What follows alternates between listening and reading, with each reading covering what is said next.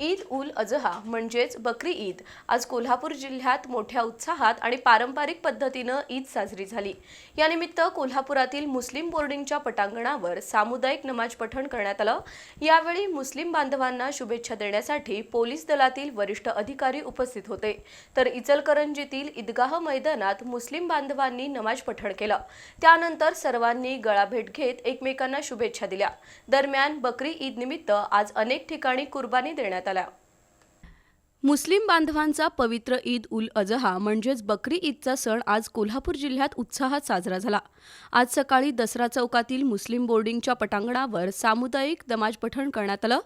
पहिल्या जमातीकरता मुफ्ती इर्शाद कुन्नुरे यांनी उपस्थितांना मार्गदर्शन करून नमाज पठण केलं, तर दुसऱ्या जमातीच्या नमाजासाठी हाफिज मोहम्मद मुल्ला आणि तिसऱ्या जमातीसाठी मौलाना रहमतुल्ला कोकणे यांनी नमाज पठण केलं।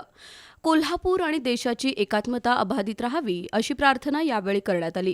शहर पोलीस उपाधीक्षक प्रिया पाटील, लक्ष्मीपुरीचे निरीक्षक श्रीराम कन्हेरकर यांच्यासह नगरसेवक अमर समर्थ, राजू लाटकर, वसंतराव मुळीक, नासिर धारवाडकर, ताज मुल्लाणी, समीर काझी, दिलावर पठाण यांच्यासह मान्यवरांनी शुभेच्छा दिल्या। तर संस्थेचे प्रशासक कादर मलबारी, चेअरमॅन गणी आजरेकर यांनी सर्वांचं स्वागत केलं। यावेळी बोर्डिंगचे उपाध्यक्ष आदिल फरास, संचालक पापाभाई बागवान, लियाकत मुजावर, जहांगीर अत्तार, रफिक मुल्ला, फारुक पटवेगार, अल्ताफ झांजी, मलिक बागवान यांच्या हस्ते शिरखुर्म्याचं वाटप करण्यात आलं।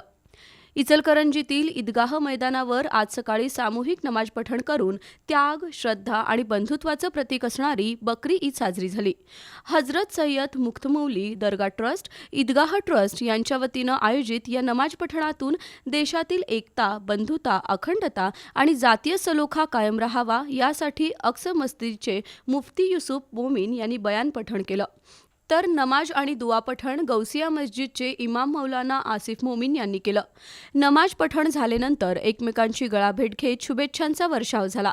अप्पर पोलीस अधीक्षक अण्णासाहेब जाधव, पोलीस उपाधीक्षक विक्रांत गायकवाड, सर्व पोलीस ठाण्याचे प्रभारी अधिकारी यांनी मुस्लिम बांधवांना ईदच्या शुभेच्छा दिल्या।